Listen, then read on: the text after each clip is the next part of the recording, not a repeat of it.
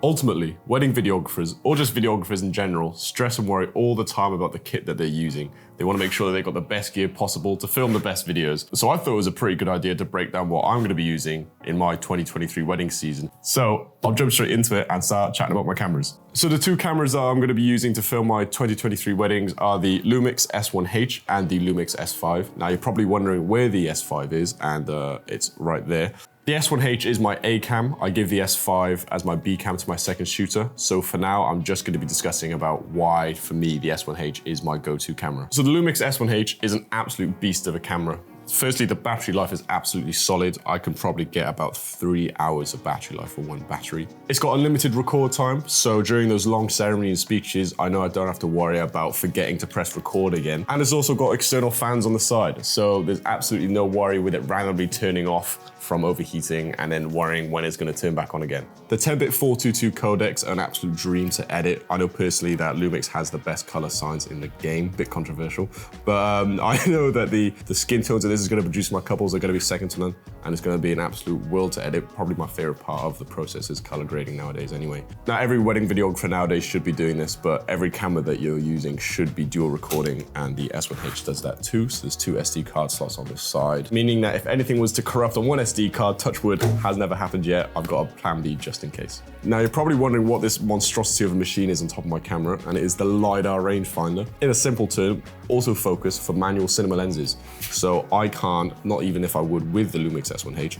use autofocus. However, with the LiDAR rangefinder, it gives me that separately to the camera through manual cine lenses with hard stop. Now, why this is so good for me in wedding videography is I absolutely love the dreamy, creamy look of cinema lenses.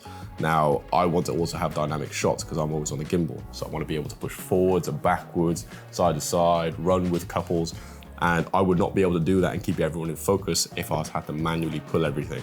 However, with the LiDAR rangefinder, I can do that through this, and I can rely on it with my life as of now. Now, because this is a pretty new kit, it has its limitations, but when you learn past its limitations, it is very, very reliable to use. As of now, there's only been a few times where it screwed me over, but it's pretty easy to turn on and off too. It's simply just tapping the M button on the gimbal, and you can turn the autofocus off straight back to manual focus. So if you can anticipate someone walking in front of you, you can just knock it off, and then you don't have to worry about it automatically pulling and ruining your camera lens. But ultimately, the main reason I got this is because I love cinema lenses and the look that it produces, and I hated the fact that I can't use autofocus with the S1H. Very briefly as well, I have the 35mm prime. That's what's on my A cam on my gimbal pretty much throughout the entire day. I will change to the 24mm and go handheld for the dance shots if the party is very vibey and very energetic, then I'll do that.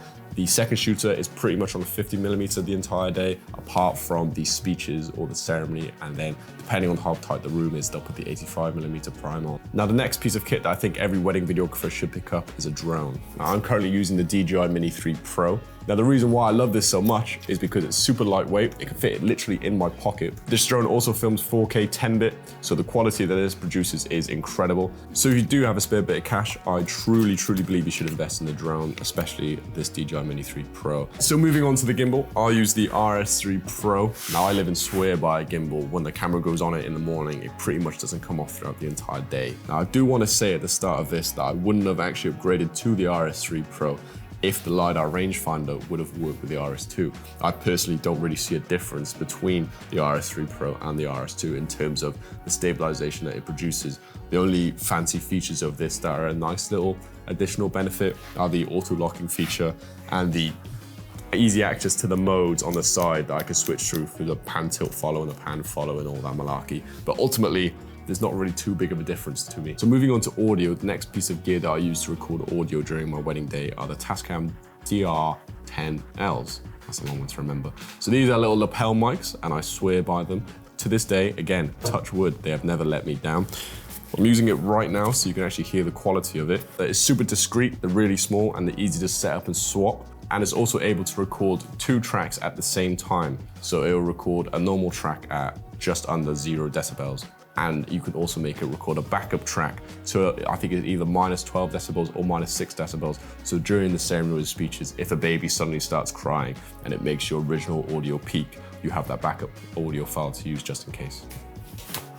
I use this little Godox light tube. Now, the reason why I use this is because it's so portable and it's RGB. So sometimes when you're in venues or ceremony rooms and things like that, they'll have tungsten lights.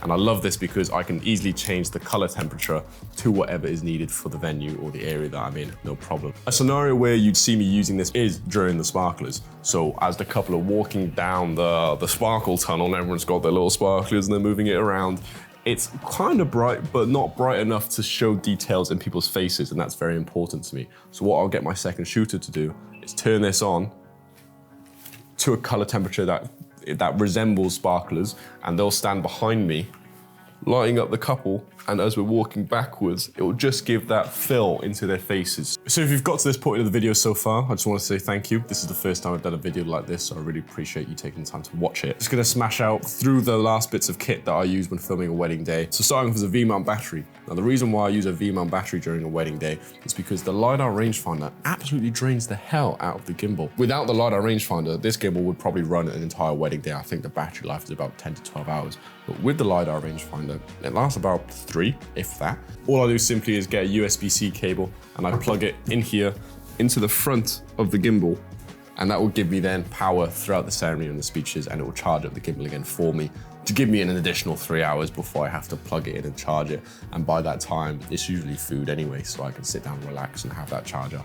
Moving on, we have the monitor. I use the Atmos Shinobi. I think it's a 5-inch. This is simply just a nice piece of kit that I use to relay the image coming from the LCD screen to this bigger screen so I can get my framing right, I can get my exposure right.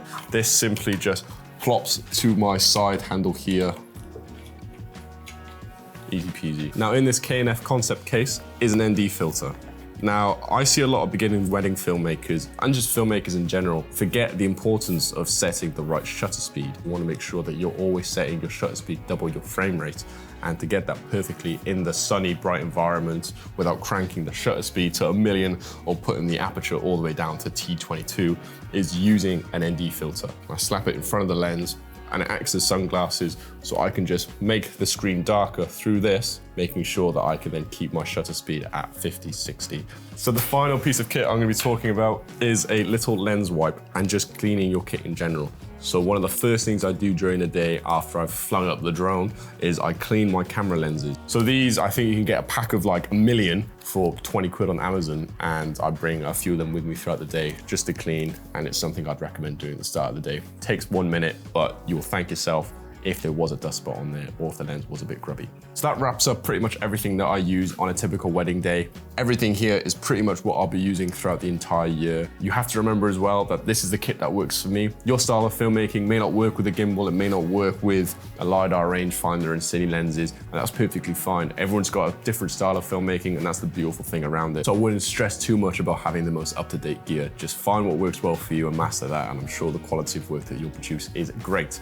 But if I'm gonna leave you on one thing, it would be that ultimately on a wedding day, the kit doesn't matter. You could have the best kit in the world, but if you're not an enjoyable and friendly person on the day and people don't feel comfortable around you on the day, that awkwardness and that sort of bad energy and vibe will reflect in your films. So one of the most important things I've learned since being a wedding filmmaker is making sure that I'm friendly, is making sure that I'm supportive to the people on the day, and making sure that they absolutely have the best day of their lives, and I could be that supporting person there as well as filming their wedding films.